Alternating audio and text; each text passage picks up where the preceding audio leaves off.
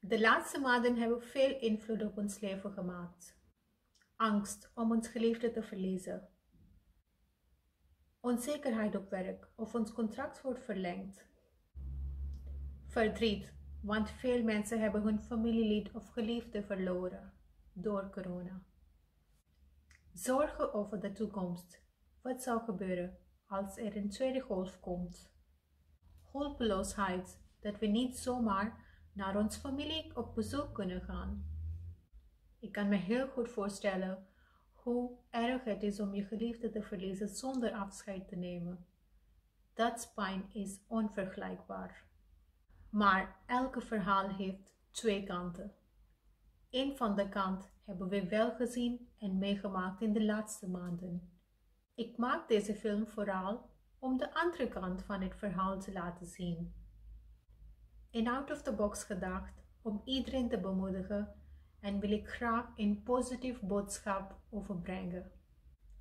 Corona heeft iedereen van ons geschud, geschokt, wakker gemaakt van ons diepe slaap en ons ogen geopend. We waren verdwaald en waren op zoek naar wereldse dingen.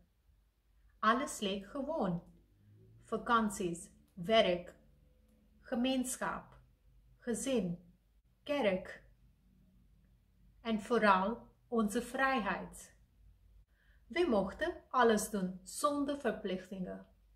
We hebben misschien nooit een moment van rust gehad om alles te waarderen wat we hadden in ons leven. We hebben nooit een moment van rust gehad om dankbaar te zijn, om een gezond gezin om ons heen te hebben. We hebben nooit een moment van rust gehad om te waarderen hoe bijzonder het is om een geliefde in ons leven te hebben. We hebben nooit een moment van rust gehad om dankbaar te zijn voor wat we hebben. We waren altijd aan het rennen achter meer en meer en meer. Bedankt corona. Corona heeft ons geleerd hoe moeten we tevreden zijn voor wat wij hebben. Werk, vrienden om ons heen, gezin en vooral onze God, dat Hij is er altijd bij ons, met ons. Een sterke band is opgebouwd in het gezin. Gezelligheid en mooie momenten met en in het gezin. Corona heeft ons geleerd hoe moeten we tevreden zijn met de basis in ons leven.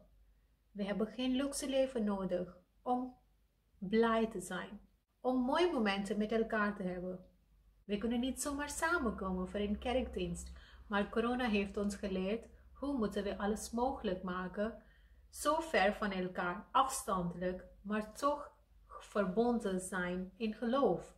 Dat heeft corona ons geleerd. En ik ben dankbaar dat er zijn zoveel mensen dat hun geestelijk leven is beter geworden.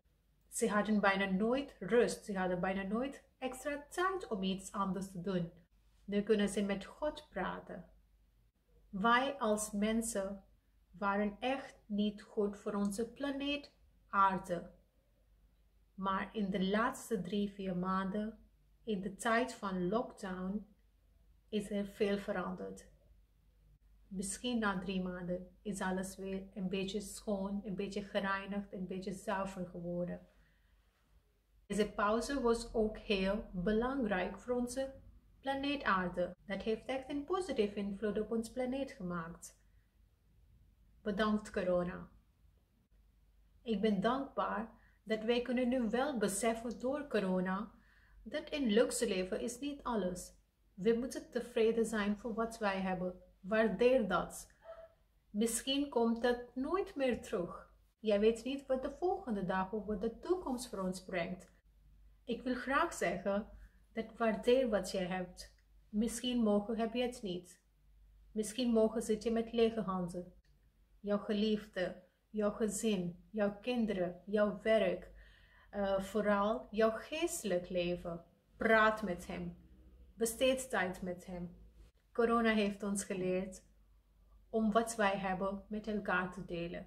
Onze liefde, onze positief gedrag en onze emoties, om iemand te laten zien dat dat een klein positief gebaar, hoe mooi kan het zijn? Kijk om je heen. Zie wie heeft wat nodig. Wat kan je voor iemand betekenen? Een klein positief gebaar kan alles veranderen. Kan iets heel moois maken. Dus kijk, probeer, zoek voor een mogelijkheid om iets te doen. Corona heeft ons geleerd om leven zo veel mogelijk makkelijk te hebben.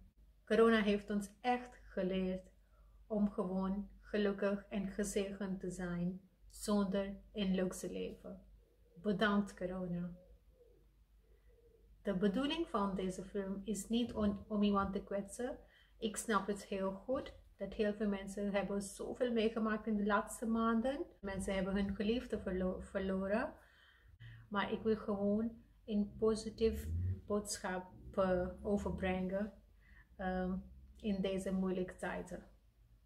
En als ik iemand pijn heb veroorzaakt, mijn excuus met heel mijn hart. Dank je wel.